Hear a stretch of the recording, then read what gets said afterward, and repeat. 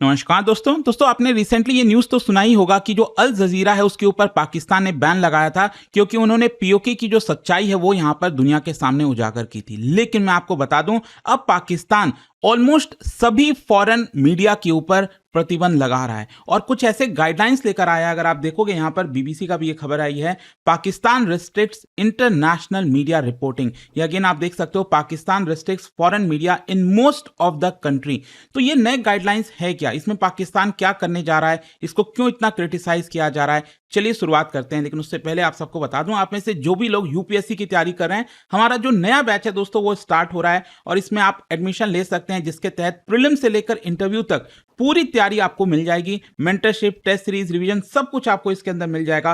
कोई भी अगर आपको डाउट है, प्रॉब्लम है बैच को लेकर, ये फोन नंबर दिया है, इस पर कॉल करिए एंड यूज करिए कोड अंकित लाइव, लिंक कमेंट सेक्शन में दिया हुआ है, वहां पर आप मैक्सिमम डिस्काउंट ले सकते हैं। चलिए शुरुआत करते हैं। सबसे पहले देखते हैं कि हुआ क्या। जैसे मैंने बताया कि पाकिस्तान ने एक बड़ा कदम लेते हुए बहुत सारे रिस्ट्रिक्शंस लगा दिए हैं फॉरेन मीडिया के ऊपर और यहां पर कुछ गाइडलाइंस जारी किया है, जिसकी वजह से काफी क्रिटिसिज्म आ रहा है। मतलब ये कहा जा रहा है कि पाकिस्तान अब बताएगा कि किस तरह से जो फॉरेन जर्नलिस्ट हैं वो ऑपरेट करेंगे पाकिस्तान के अंदर, वो कहां जाएंगे, कहां नहीं जाएंगे, किस तरह की रिपोर्टिंग होगी। तो इतने सारे रिस्ट्रिक्शंस लगाए जा रहे हैं। स्पेशली मैं आपको बता दूं, यहां पर जो रिपोर्टिंग है, जो पाकिस्तान ऑक्यूपाइड कश्मीर हो गया, इसके अलावा खैबर पख्तूनख्वा वाला इलाका, बलूचिस्तान वाला इलाका, ये जो सेंसिटिव एरियाज हैं उसको देखते हुए यहां पर पाकिस्तान ने किया है। अब एग्जैक्टली पाकिस्तान ने अनाउंस क्या किया है मैं आपको बताता हूं। पाकिस्तान की जो मिनिस्ट्री ऑफ इंफॉर्मेशन है, उन्होंने फॉरेन मीडिया फैसिलिटेशन गाइडलाइंस 2026 ये जारी किया है और गवर्नमेंट ने ऑफिशियली क्लेम किया है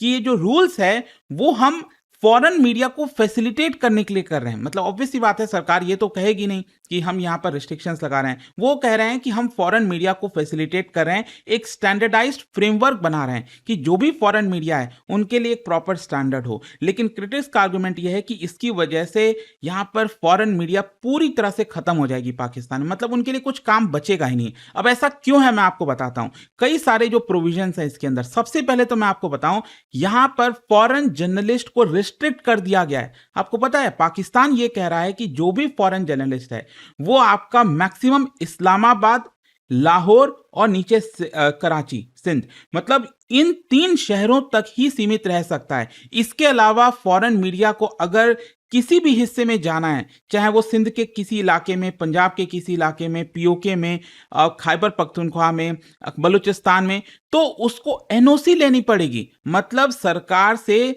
नो ऑब्जेक्शन सर्टिफिकेट लेना होगा।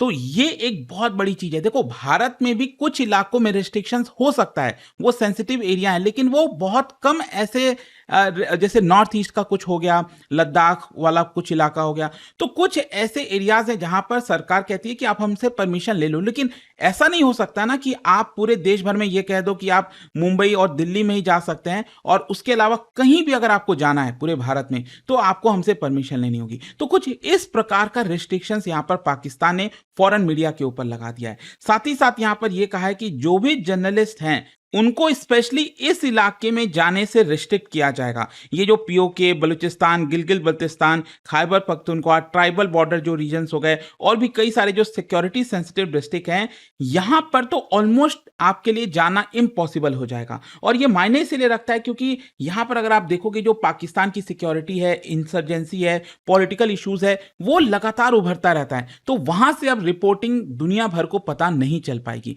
फिर इसके अलावा पाकिस्तानी स्टाफ ऑल्सो कवर्ड। देखो, एक इंटरेस्टिंग चीज यहां पर यही है कि जब भी कुछ इस तरह के रिस्ट्रिक्शंस लगते थे, वो सिर्फ फॉरेन जो जर्नलिस्ट हैं, जो विदेश से आए हैं, उन्हीं के ऊपर लगता था। लेकिन अब इस नए वाले गाइडलाइंस में यह भी कहा गया है कि कोई भी पाकिस्तानी नागरिक जो फॉरेन मीडिया के साथ काम कर रहा है, वो रह रहा है पाकिस्तान में, पाकिस्तान का नागरिक है, लेकिन अगर वो फॉरेन मीडिया के साथ काम कर रहा है तो उसके ऊपर भी रिस्ट्रिक्शंस लगेगा कि वो इस्लामाबाद, लाहौर और कराची यहीं से रिपोर्टिंग कर सकता है। उसको भी अगर अपने ही देश में कहीं और जाना पड़े तो उसको पहले परमिशन लेनी होगी। और इसके अंदर सब कोई आएगा, reporters, producers, camera operators, translators, researchers, सभी कोई लोग आएंगे।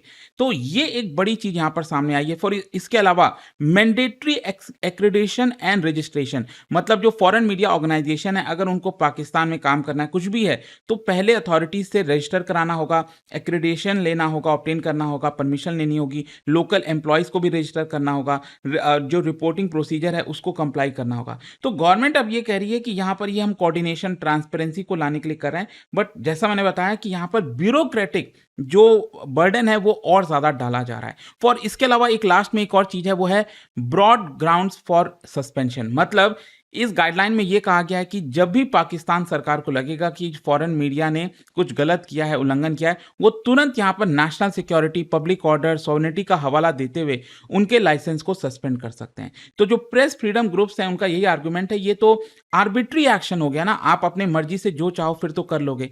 अब क्वेश्चन ये आता है कि अभी क्यों, इसके पीछे का बैकग्राउंड समझिए।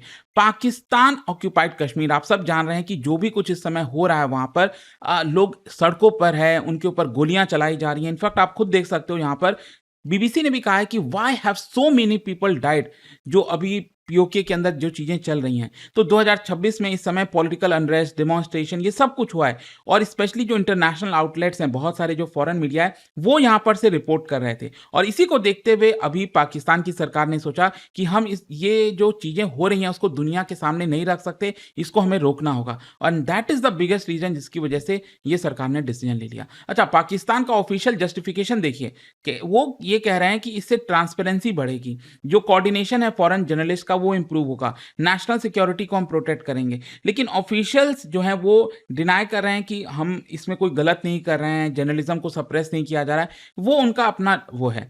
अच्छा, जर्नलिस्ट और राइट्स ग्रुप्स क्यों कंसर्न हो गए? सबसे पहले समझिए, एक तो जो इंडिपेंडेंट रिपोर्टिंग है वो अब कम हो जाएगी। मतलब हर एक रिपोर्टिंग ट्रिप पर अगर आपको किसी दूसरे इलाके में जाना है तो आपको परमिशन लेना होगा ना। जस्ट इमेजिन जो अथॉरिटीज हैं वो कितना ज्यादा समय लगा सकते हैं। तो इसकी वजह से कोई भी वो करना नहीं चाहेगा। इसके अलावा सेल्फ सेंसरशिप, जो जर्नलिस्ट हैं वो इस तरह के कंट्रोवर्शियल टॉपिक्स उठाएंगे नहीं, उनको लगेगा कि सरकार उनके लाइसेंस ले सकती है कभी भी। फिर यहाँ पर ब्रेकिंग न्यूज़ कवर करने में डिले आएगा, अगेन परमिशन को लेना, वहाँ पर जाना, टिकट कराना, तो इमरजेंसीज वगैरह के समय तो आपको कुछ पता ही नहीं चलेगा कि हो क्या रहा है। और इसके अलावा जो लोकल जर्नलिस्ट हैं उनके ऊपर भी लगातार प्रेशर होगा। तो इसी को देखते हुए यहाँ पर जो human rights commission of Pakistan है, Pakistan federal union of journalist हैं, उन्होंने इस तरह के मेजर्स को क्रिटिसाइज किया है और कहा है कि सरकार को ये वापस लेना चाहिए। वैसे मैं बता दूं, ये पहली बार नहीं है। मीडिया फ्रीडम पाकिस्तान का इतिहास आप देखोगे बहुत ज्यादा खराब है, स्पेशली मिलिट्री रूल के दौरान जो अयूब खान, जियाउल हक, परवेज मुशर्रफ, उन्होंने तो गजब सरप्रेस किया था, सेंसरशिप लगाया था, पूरी तरह से लाइसेंसिंग कंट्रोल किया था। और जब भी डेमोक्रेटिक सरकार भी आई, उन्होंने भी यहाँ पर अलग अलग तरीके के प्रेशर डाले, जो आज के डेट में आप देख सकते हो। और फ्रीडम असेसमेंट में अगर आप देखोगे तो रैंकिंग में काफी नीचे है। और ऐसा नहीं है कि भारत कोई बहुत अच्छा कर रहा है, मगर ऐसा बता रहा हूं तो भारत का भी अगर आप रैंकिंग देखो तो बहुत खराब है। जो हम बात करते हैं रिपोर्टर्स विदाउट बॉर्डर्स, इस तरह के। तो यहां पर अब क्वेश्चन ये आता है कि पाकिस्तान अल्टीमेटली कंट्रोल क्यों करना चाहते हैं? देखो, उसका ऑफिशियल रीजन तो नेशनल सिक्योरिटी, पाकिस्तान की सरकार कह सकती है कि हम टेररिज्म को रोकने के लिए, कुछ ऐसी चीजों को करने के लिए हमें ऐसे कदम लेने पड़ते हैं जिसको रिपोर्ट नहीं किया जाना चाहिए। तो ये एक हवाला हो सकता है पाकिस्तान का। लेकिन सबसे जो बड़ी बात है वो समझना है आपको, है नैरेटिव कंट्रोल। आज के मॉडर्न कॉन्फ्लिक्ट में अगर आप देखोगे ना, वेपन्स के अलावा जो इंफॉर्मेशन है वो बहुत ज्यादा मायने रखती है। आप जीते या हारे वो एक अलग चीज है, लेकिन यहां पर लोगों को बताया क्या जा रहा है वो ज्यादा मायने लगने लग गया। अब ऑपरेशन सिंदूर का ले लो ना, भारत कोई खरोच तक नहीं आई, ऊपर से पाकिस्तान का क्या हाल हुआ, जो वीडियो सामने आया वो हमने देखे हैं। लेकिन पाकिस्तान में लोगों को क्या बताया गया, भाई उन्होंने जीत हासिल करनी है। वो अपने आर्मी चीफ को वो पता नहीं, वो फील्ड मार्शल की उपाधि दे रहे हैं।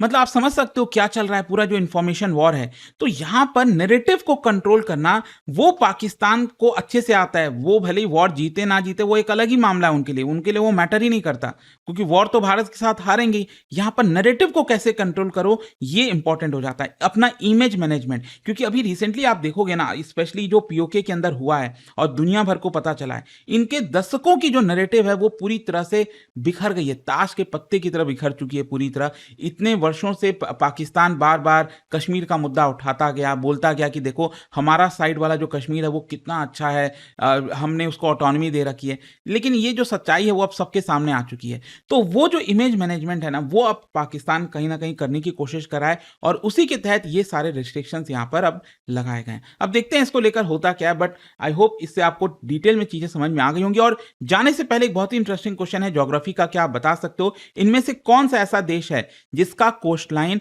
ब्लैक सी और मेडिटेरेनियन सी दोनों के साथ मिलता है? और इसका जो राइट आंसर है आप सब जानते हैं, मेरे इंस्टाग्राम पर तो मिलेगा ही, वहां पर अगर आप नहीं है कोई बात नहीं, टेलीग्राम से ले सकते हैं इसका सही उत्तर। और दोस्तों जैसे मैंने आपको बताया, अगर आप यूपीएससी की तैयारी कर रहे हैं, स्टडी आईक्यू के साथ जुड़िए। यहाँ पर प्रीलिम से लेकर इंटरव्यू तक की तो हम तैयारी कराते हैं।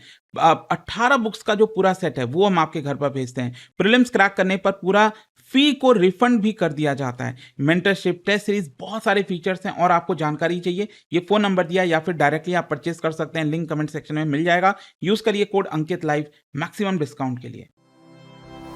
स्टडी IQ IAS, आपका सिलेक्शन हमारा मिशन।